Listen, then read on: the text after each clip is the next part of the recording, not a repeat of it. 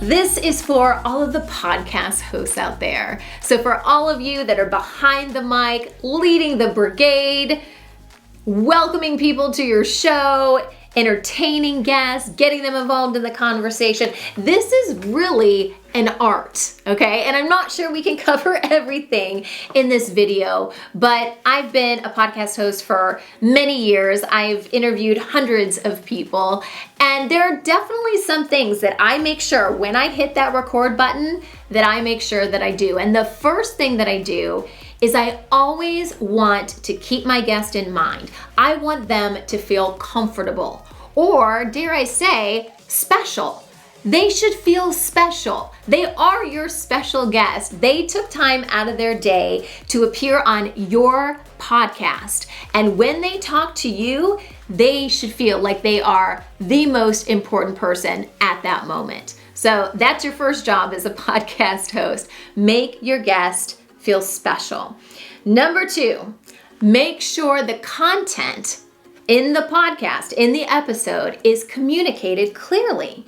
I mean, that's really what you are. You are a guide for the listener. You guide them through the entire episode. Oh, it's time for the show open or intro, and oh, it's time for introductions. And now we're gonna go into our first segment, and then there's a commercial break. You are the person that's guiding them throughout this entire episode. So it's important that you understand the material, you understand the script, you've read everything in advance, and you are a good guide for everyone, because we don't want our audiences getting lost. We want to feel like you're just taking them alongside and you're kind of showing them throughout the entire episode. So those are the 2 main responsibilities of a podcast host.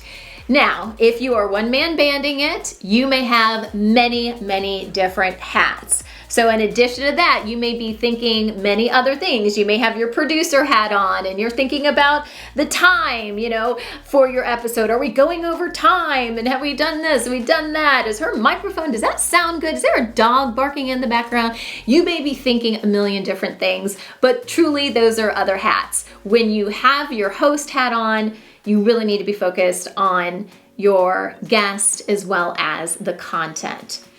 And here's what I would do. If I were you, I would make sure that I'm really prepared for each episode. Keep in mind, the research happens before you start recording, right? Don't hit that record button and then suddenly try to do research, and you have a million tabs open on your computer and you're trying to find out information about the topic and you're trying to learn more about your guest. The time for research is done when you hit that record button. You do that in advance and you prepare, and then when you come to the recording, you turn all of that off. All of that is off and you become a human being again, having a personal connection with someone. Because let me tell you, if you don't, your podcast audience, your avatar is going to know. They can read through anything you throw at them, okay? And so all of that research really does need to be done in advance so you can really talk one-on-one with your guests or guests. I do advise, if possible, that you write your own scripts. For the podcasts that I do, I always make the host write their own scripts. We may collaborate a little bit, and I usually do have them send me their script so I can kind of proof everything and make some suggestions. But if the script doesn't come from you, it's going to feel a little bit foreign, if you will, to the podcast host. If you didn't write it, you may not read it correctly. You may not really understand what they're saying. So I always recommend that you write your own scripts. But if you have a situation where you have an assistant or you have a producer writing the scripts, at the very least, get the scripts in advance, read them. And here's a big tip.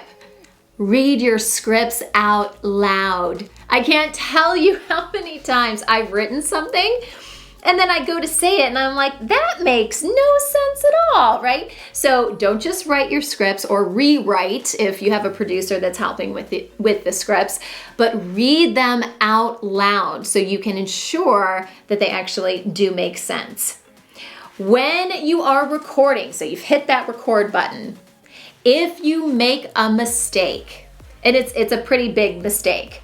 Stop and restart from the previous sentence or the previous paragraph, wherever you can pick up.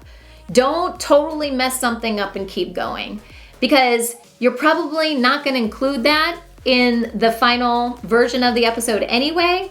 And if you didn't leave enough room, it's going to be hard for an editor or somebody else to come in there and clean that up. So if you mess up, just start from the previous sentence. It's really easy for an editor to go in there and snip that out. Try not to use filler words. So, those are some examples of filler words. And we say that all the time because we don't want what? We don't want dead air. Oh, the dreaded dead air. Guess what? Editors can cut out dead air. And if you're an editor, it's really easy to cut out dead air. What's harder to do is cut out some sort of weird transition where you keep saying so, and that goes right into the next sentence. They don't really want the so part. They want the start of the sentence. So make it as easy as possible for your editor, which might be you, right? If you are working with a guest or multiple guests, you have to really moderate the conversation. Like I said, one of your responsibilities is to make sure that the content is communicated clearly. So you do have the role of a moderator as well. If you have multiple people that are part of an episode, you need to make sure that each person gets a chance to talk and one person isn't dominating the conversation. And sometimes that's you. Don't dominate the conversation. The episode is not about you. It's about your guest. It's about the topic. You are a guide that's guiding them through the episode, but things are not about you. So just kind of keep that in mind. Some podcast hosts need that tip. Really listen to your guests. Don't just ask a question because it was on your interview sheet and it's the next question in line. Don't do that. That makes for the worst interview possible. Really listen to what your guest is saying and then ask follow-up questions based on what they say. This is so important, guys. Not only does this make for a much more interesting conversation, but it shows your guest that you're actually really interested in what they have to say. And that kind of leads me into my next point, which is be prepared to go off script a little bit. Now I have to emphasize that because we do have a time, right? A length of an episode we're trying to keep with. We have a whole list of questions we need to get to, or we're hoping to get to, but sometimes there's a lot of beauty in letting someone go a little off script and even following them into whatever that question is and asking a follow-up question that's a tad bit off of what your topic is about. Let me just give you an example. So let's say the episode is, you're doing an episode about parenting tips and different styles and ways to correct bad behavior. So your guest is going through and they're giving you tips and tips and tips. And your guest gives you a little nugget of information into their own personal life. Don't let those moments go by, because someone that's listening to an episode that's kind of getting bored with you just kind of listing step 1, step 2, the next step is, someone that's getting bored with that will wake right up when you start revealing something that's a little bit more personal. So perhaps it's a personal story of how your guest corrected some bad behavior with their own kid, and it's a funny story. Don't be afraid to point out those little nuggets and go down that little baby rabbit hole with them, because it could be total gold for your episode. Having said that, and all the producers in the room are like, Sunny, what did you just say? Because, you know, it's hard to sometimes get back on script once you've gone off script, and we do want to keep within our times, but try to reel it in. Maybe your producer can help you with that as well, but take advantage of those moments, but don't go so far off topic for so long that your audience, your avatar, is wondering what in the world is this person doing. And then there's always one question that I ask at the end of an interview. And I've done this for years. When I was in television news, I always ask the question. And in podcasting, I always ask the question. And that is, it's a simple question. Is there anything else you want to tell me? Super simple, right? You would not believe what interesting things come out of people's mouths when you ask that question. You could open up a whole other can of worms. It could lead to another a topic that maybe you don't have a chance to explore right then, but maybe it's another episode topic in the future.